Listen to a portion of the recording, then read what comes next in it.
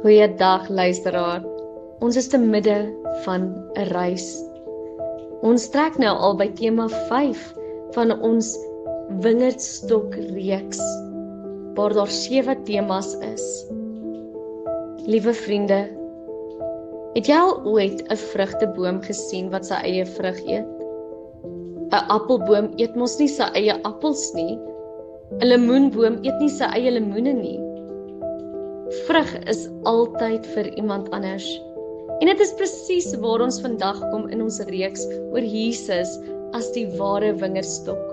Kom ons onthou gou waar ons was. Week 1 het ons geleer Jesus is die ware wingerdstok.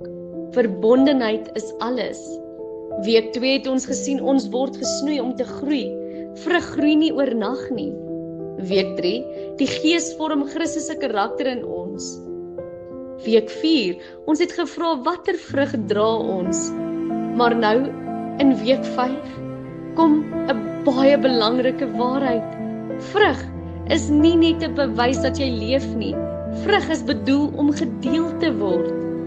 Luister wat sê Jesus in Johannes 15 vers 8. My Vader word juis daardeur verheerlik, dat julle baie vrugte dra en my disippels is.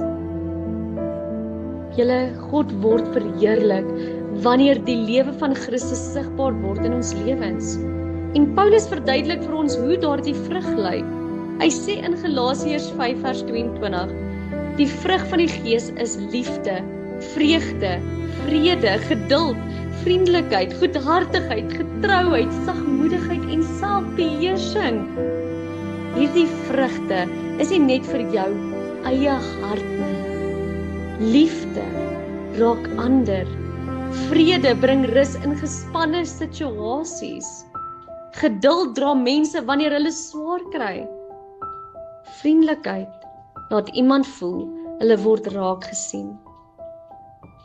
Het jy geweet dat vrugtebome in die natuur dikwels meer vrug produseer as wat hulle self nodig het?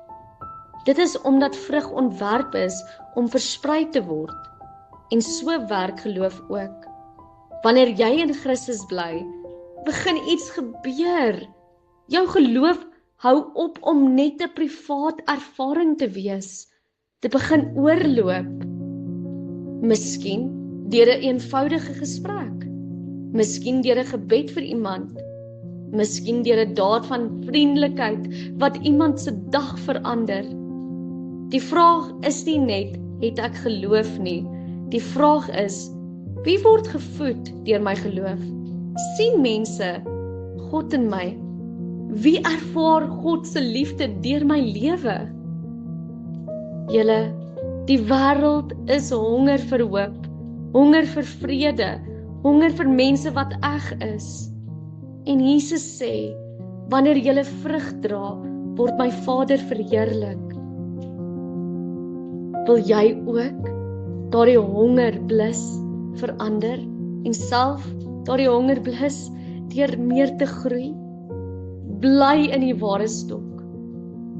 Mag ons lewens so verbind wees aan die ware wingerdstok dat ons geloof oorloop. Nie net vir onsself nie, maar vir die mense rondom ons. Kom ons bid saam. Here, dankie dat U ons verbind aan die ware wingerdstok. Dankie dat U ons lewens vul met nuwe lewe. Leer ons om nie net vir onsself te leef nie.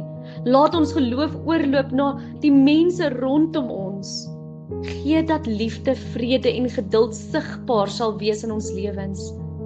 Gebruik ons, Here, as draers van hoop in 'n wêreld wat honger is. Amen.